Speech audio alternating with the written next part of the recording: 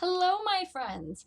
It is Sukkot, Zman Simchatenu, the time of our rejoicing. So, happy Sukkot, Moadin L'Simcha, which means times of joy. And the answer is Chagim Uzmanim L'Sason, festivals and times of celebration.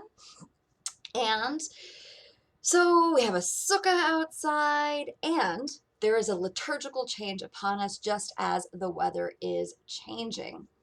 You may not have noticed, but the rain is going to begin. And you say, Rabbi, it's been raining all summer. You are right. You are right. But in Israel, it does not rain between Pesach, Passover, and Sukkot. It doesn't. It doesn't. That is the weather pattern in Israel, and you can make wagers on it. My grandfather and my father used to do this all the time. My father would say, "It's gonna rain," and my grandfather would say, "Let's bet." And he would always win. So, if you look in our Siddur, there is also a change that is going to happen in the Amidah. I'm going to try to make it so that you can see it. Right here, see where it says winter? No, you can't because I'm having a hard time with the camera. There we go. Winter and summer. There we go. Winter, it says, Mashiv Haruach Umorid Hagashem, and summer it says Morid Hatal.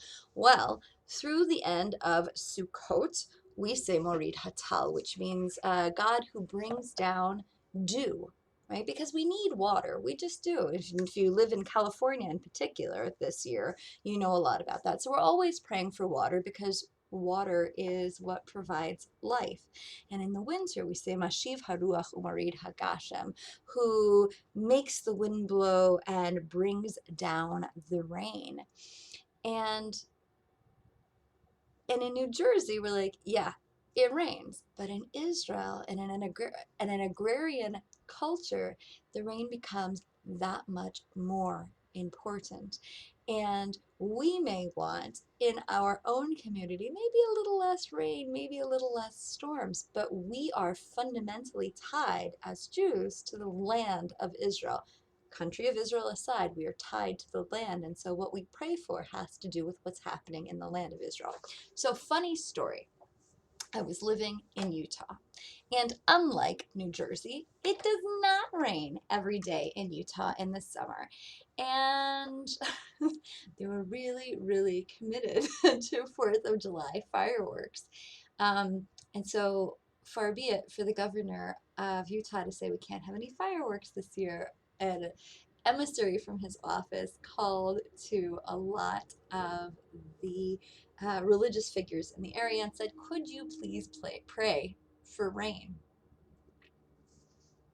So interestingly, we don't pray for rain in summer. We pray for rain when it's plausible for it to rain.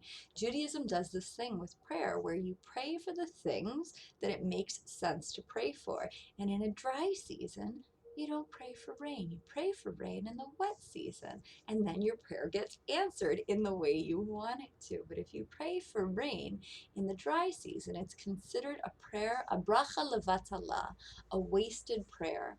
And there is in the Talmud a prohibition against praying for things that are not possible. So, for example, once you know that you are a certain way along in your pregnancy, you no longer pray for the eventual kid to be a boy or a girl because it's already done, and that's a bracha levatala. That's a wasted blessing. It's a wasted prayer.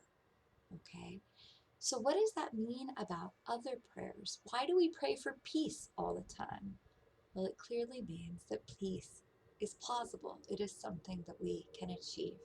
And so, as we start to make the switch, not this weekend, but starting next week, to pray for rain, we recognize that there can be efficacy in prayer, if and only because we are cognizant of what we pray for.